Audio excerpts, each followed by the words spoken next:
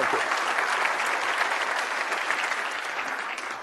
All right, Bill, what is your definition of leadership?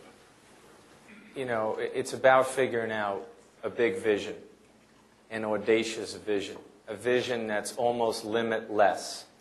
In the case of SAP as an example, I worked very hard to think about what that vision would be. And I wanted something that would last a lifetime. And we came up with the vision to make every customer a best-run business. That's kind of limitless in its scope. It's not constrained by time. It's not even constrained by your imagination. There's so many things to chase after that vision. The leader is also a strategist. It's not enough, and many of you are wonderful sales executives and the best in class at what you do. It's not enough to just have sort of your core competency. Strategy includes understanding markets, understanding competition, understanding globalization, understanding the impact of economies and what likely will happen in certain scenarios. So really getting the strategy right. But more than anything, it's all about reverse engineering what the customer wants, what the customer is likely to want, and how you're going to put together that ultimate supply chain to satisfy that customer. So that's what I mean by vision, strategy, and having a plan that's locked in around the customer. So Bill, let's zoom back to the first 100 days. What was your strategy? Strategy in the first 100 days is to really understand why things were not what they should be. And as I looked at the root causes of why things weren't the way they should be, I started with the leadership team. Most leaders start with folks closest to the customer.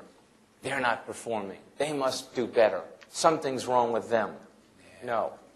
People are mostly good. The 80-20 rule will clearly prevail. It's leadership. You got to start at the top. So I had 13 direct reports.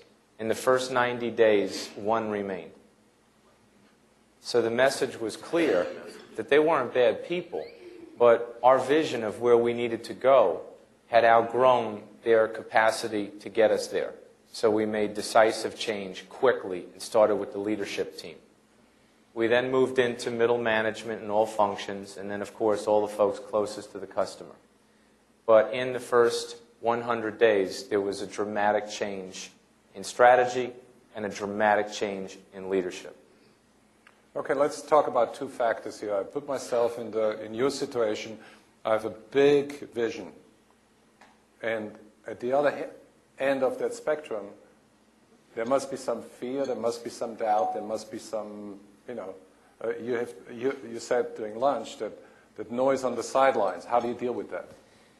You deal with the noise on the sidelines with the scorekeepers and the doubters by not dealing with them.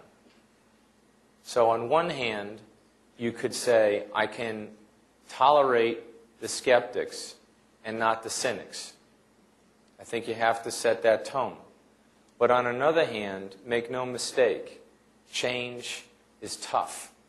And to get people to follow your lead requires you to actually change their mind. The most powerful thing a leader can do is change minds. So the only way I believe you can do that is to figure out what you're about, what your vision is, and to get enough faithful disciples in the boat with you where you're convinced you're right and you're convinced you can get it done. Then do it. Be the change. Be the leader. Be the role model. And after success, you start to build momentum and you start to build followership. It would be naive to think that people will follow you from day one. They won't. There will be some that will, but most won't. Most will wait to see. And they're keeping score, and they're chattering on the sideline, and most of them think you're going to fail. And you know something? If you listen to them, you'll fail. You will fail. Because they are dictating the pace. You are not. You're worried about your job. You're worried about your image. You're worried about what other people think instead of driving the change that you came there to drive in the first place. I hate to lay it on the line like this, but I think to be a really good leader, you can't walk around with anything less than total success around your vision, and you can't be afraid of failing.